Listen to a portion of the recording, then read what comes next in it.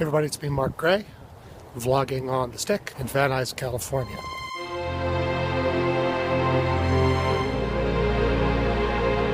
It's kind of 75 degrees here, mid-January, pretty typical. The evening. Needed some exercise, got to run an errand. I thought, well, I'll do this vlog just like this. I am self-conscious because there's a lot higher population density here than in Indianapolis. So I'm probably running into somebody who won't know what the fuck I'm doing. It's that time of year. Dead Christmas trees on the street. Okay, this is a movie review for SourceFedNerd. SourceFedNerd is where they assign a movie, an old movie that's on Netflix. You watch it, you review it, everyone turns in reviews, and they use some of them. The film this week is Big Trouble in Little China, directed by John Carpenter and starring Kurt Russell, who are both kind of awesome. I saw this in 1986 when I was in college, and I remember thinking it was really stupid back then. I'd only seen it the one time.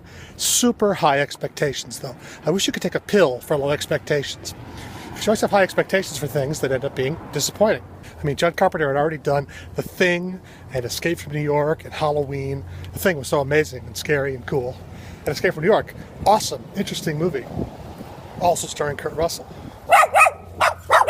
Anyway, when I saw this film back in 1986, when I was at Film School at USC, I thought, this is really silly. And it sort of holds up to being that silly. But what's changed is me. I thought it was really a lot of fun. I've gotten so I really like campy, silly things.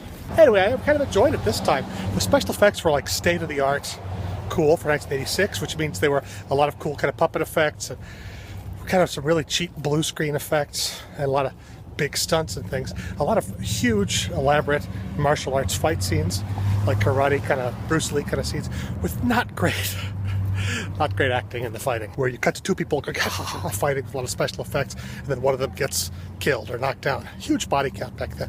One thing that I do really like about this movie, and all the movies back in the 80s, was people swore a lot of F-bombs, a lot of shits, and a lot of, swearing the way people really do. And somehow now they don't swear as much in movies, unless it's, Martin Scorsese or, Tarantino, when they never stop swearing. Kurt Russell is really having a good time with this. He's adopted literally a John Wayne accent. Like he's doing an impression of John Wayne in all the expository scenes. Whenever he has to lay down the law and say how it's going to be, he's like, well, let me tell you something. And he puts on a total John Wayne accent, where he's talking about how we got to go and get those guys and all that. The plot's your classic, reluctant hero, just a regular guy who gets drawn into these crazy circumstances, and then after a while kind of develops relationships for the people involved and has to be the hero that saves the day. And somehow it takes this white guy, this truck driver with no particular special skills to solve the problems of these Chinese gangs. They have Chinese black magic. The villain is this old Chinese actor, James Hong, I've actually met, who was actually a comedian in the 50s. You remember him? He was in Blade Runner. He was the guy who said, I just do eyes. I just do eyes. Anyway, he's basically a ghost who's very ancient and dying and decrepit. He can become a human, but he's very frail and in a wheelchair. But he's more magical as this big, scary Chinese ghost.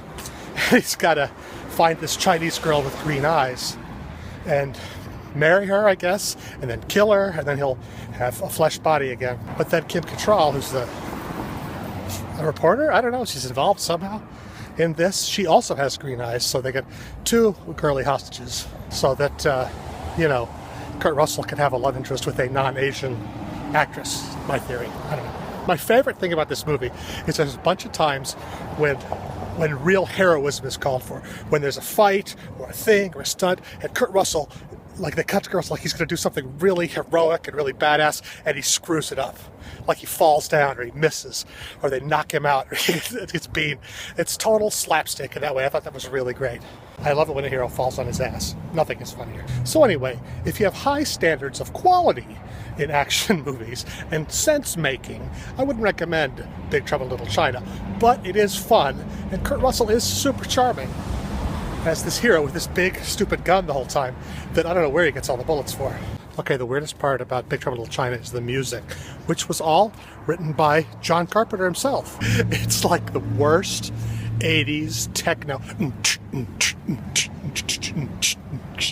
Not techno, but dance mix, shitty synthesizer music. I mean, I couldn't have done it, so he's better than I am, so who am I to criticize? It's kind of what separates a good movie from a real cheesy movie. If you, instead of having the an actual orchestral score of actual music, it would seem like a much classier film.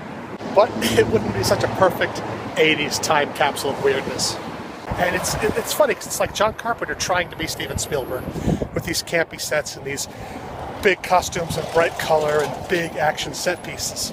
But John Carpenter's awesome, but he ain't Steven Spielberg. It's a totally different style.